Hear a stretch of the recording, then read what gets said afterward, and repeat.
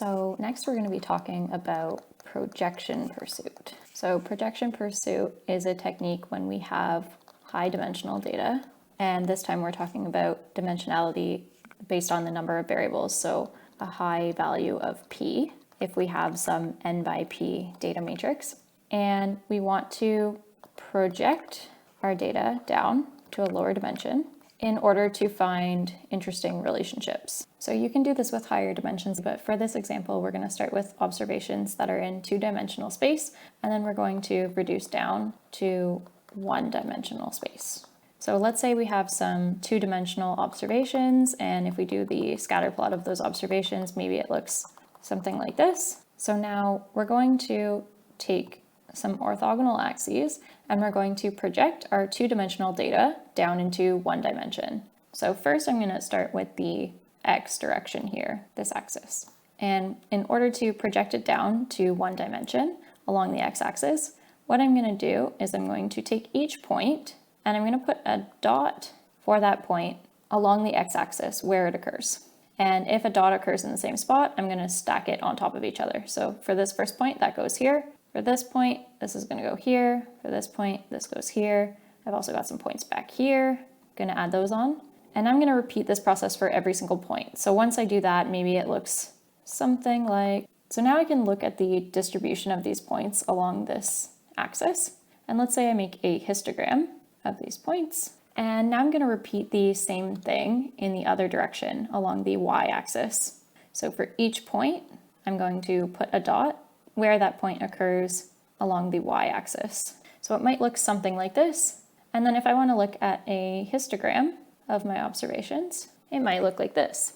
So once I project from my two-dimensional space down into one dimension, if I look along my y-axis, I can't really have any way of seeing the clear separation that we saw between these two groups that we said were considered clusters. So along this axis, I can't see that separation. But if I look along the x-axis, I can actually see a pretty clear separation in the histogram that's produced. So along the y-axis, this histogram looks normal or Gaussian, and along the x-axis, the distribution looks non-normal or non-Gaussian. So doing something like this can actually help me to figure out where my clusters might be, but it's not always going to be this easy. So now let's say instead we have the same observations in two-dimensional space. So we still have these two clusters, but let's say that the axes that I'm going to project along are no longer the x and y axes, and instead maybe it looks something like this. So if I want to project along this axis here, I'm going to do the same steps as before, and I'm going to put a dot at each spot that there's an observation along this axis. And I'm going to repeat that. And let's say I do the same thing along the other direction, the other axis.